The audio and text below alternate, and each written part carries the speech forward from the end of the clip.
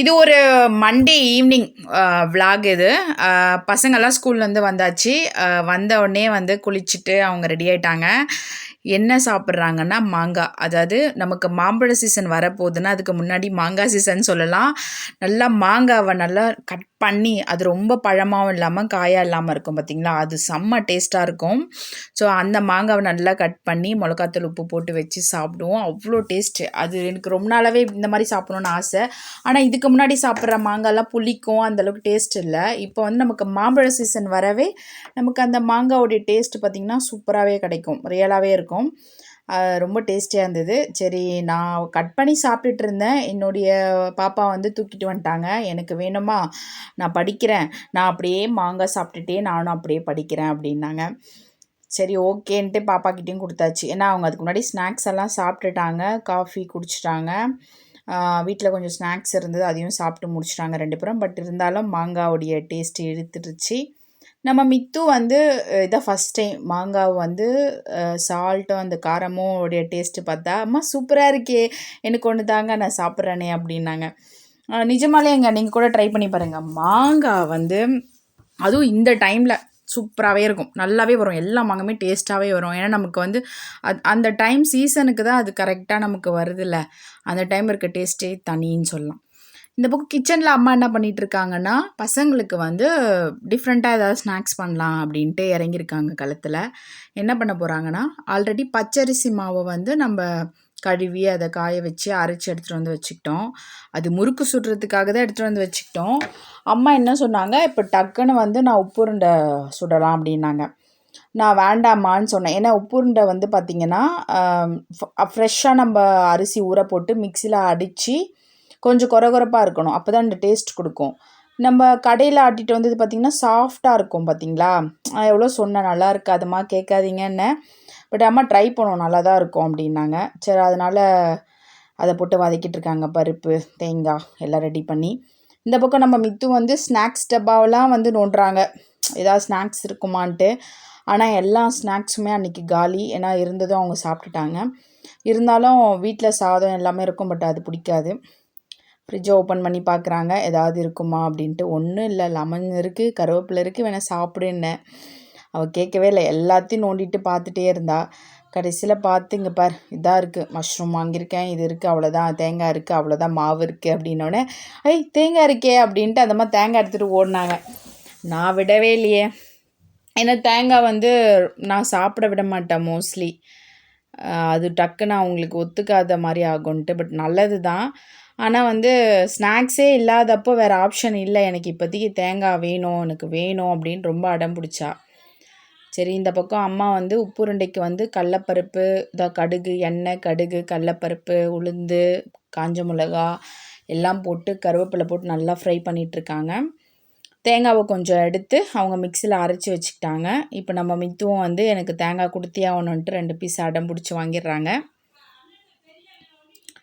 இதுக்கப்புறம் மித்துக்கு அப்பயும் சாட்டிஸ்ஃபைட் ஆகலை. தூண்டு தேங்காய் தரீங்களே, நீங்களாம் ஒரு அம்மாவா அப்படின்ட்டு போயிட்டாங்க. இந்த பக்கம் நம்ம அம்மா உப்புருண்டைக்கு வந்து ஃபைனலாக நம்ம தேங்காவை வந்து ஆஃப் பண்ணுறதுக்கு முன்னாடி அடுப்பை போட்டு கிளறிடணும். இப்போ இதே ப்ராசஸை நம்ம பச்சரிசியை ஊற வச்சு மிக்சிலே நல்லா கொஞ்சம் கொரன்னு அரைச்சிட்டு, தண்ணி இல்லாமல் அந்த செமியாக அரைச்சி அதில் போட்டு நல்லா கலக்கி அதை நம்ம ரவுண்ட் பண்ணி வைக்கலாம். கொஞ்சம் பெருங்காயம் போடுறாங்க, அதுவே நல்லாயிருக்குங்க உப்புருண்டைக்கு. இது வந்து நாங்கள் ஆல்ரெடி நம்ம முறுக்குக்குன்னு அரைச்சி வச்ச மாவில் யூஸ் பண்ணுறது அந்தளவுக்கு நல்லா வரல. அதோடைய ஃபைனல் ரிசல்ட் எனக்கு பிடிக்கல, எங்கள் யாருக்குமே பிடிக்கல. இங்கே நம்ம பெரிய பாப்பா வந்து படிச்சிட்ருக்காங்க. அவங்க கொஞ்சம் படிக்கிற விஷயத்தில் குட்டு தான். அன்னன்னைக்கு அவங்களுடைய போர்ஷனை வந்து கவர் பண்ணிவிடுவாங்க. நம்ம சின்ன பாப்பாவும் அப்படி தான் இருந்தாங்க. பட் ஆனால் இப்போ தான் கொஞ்சம் பேட் ஆகிட்டாங்கன்னு சொல்லலாம். ரொம்ப விளையாட்டுத்தனம் அதிகம். இங்கே பார்த்திங்களா, தேங்காவுடைய அந்த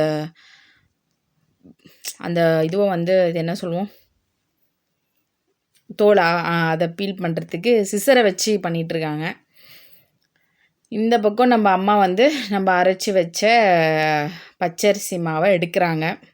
ஏன்னா மிஷினில் அப்போ தான் போயிட்டு முன்னாடி நாள் தான் போய் அரைச்சிட்டு வந்தேன். அது டப்பாவில் கூட கொட்டி வைக்கலை. உடனே அம்மா ட்ரை பண்ணுவோம், நல்லாயிருக்கோன்னாங்க. நான் சொன்னேன், வேண்டாமான்னு சொன்னேன். எங்கள் அம்மா மட்டும் கொஞ்சம் டிஃப்ரெண்ட்டுங்க. ஏன் இதில் தண்ணி ஊற்றிட்டாங்க இப்போன்னா, இந்த மிக்சிங் நம்ம வதக்க வச்ச அந்த தேங்காயில் நம்ம பச்சையாக அப்போவே அரைச்சி ஊற வச்சு அரைச்சி போட்டால் அதிலே நமக்கு வாட்ரு அந்த இது இருக்கும், ஒரு மாதிரி செமியாக இருக்கும். இது வந்து நம்ம ட்ரையாக இருக்க மாவு, பச்சரிசி மாவுன்றதுனால அம்மா கொஞ்சம் அது வேகணும், அதனால் நம்ம லைட்டாக தண்ணி ஊற்றிக்கணுன்னு அதில் ஊற்றி கொதிக்க வச்சுட்டு இப்போ இந்த பச்சரிசியை போட்டாங்க. அடுத்து நம்ம மித்து வந்துட்டா. இது வேலைக்கு ஆகாது, இவங்க தேங்காய் கேட்டால் ஒரு குட்டி பீஸாக தருவாங்கன்ட்டு நானே என்னோடய ஆயுதத்தை எடுத்துகிட்டு போகிறேன்ட்டு ஸ்பூன் எடுத்துகிட்டு தேங்காய் எடுத்துன்னு எப்படி போகுது பாரு ஆட்டிக்கிட்டு.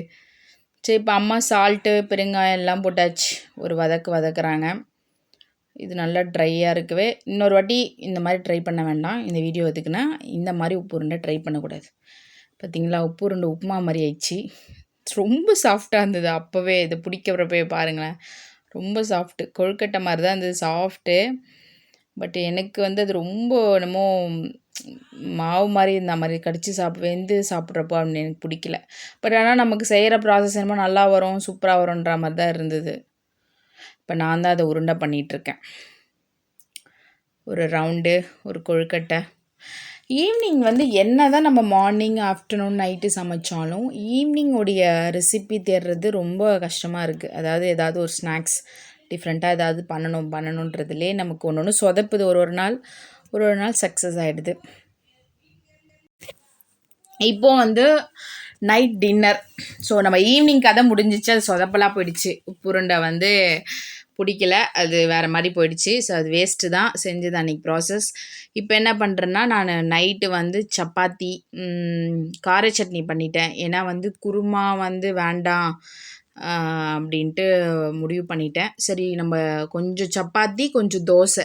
ஸோ இதுக்கு வந்து இந்த கார சட்னி ரொம்பவே டேஸ்ட்டாக இருக்கும். நம்ம நல்லா ஆயில்லையே வந்து வெங்காய, தக்காளி, பூண்டு, காஞ்ச மிளகா, பெருங்காயம் அது குக்கரில் போட்டு மூடிடணும். தண்ணியே நம்ம ஊற்றக்கூடாது அந்த சட்னிக்கு.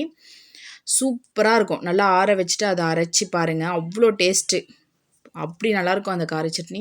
அதுக்கு சப்பாத்தியும் வைக்கலாம், இட்லி என்ன வேணால் அந்த சைட் டிஷ்ஷை நம்ம யூஸ் பண்ணிக்கலாம்.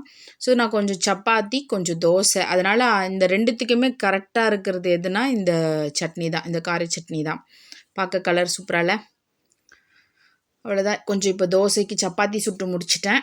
அடுத்து வந்து தோசைக்கு வந்து மாவு எடுத்துகிட்ருக்கேன். கொஞ்சம் கட்டியாகவே, நான் ரொம்ப லிக்விடாக வைக்க மாட்டேன் மாவு, வேணுன்றப்போ எடுத்துக்கலான்ட்டு.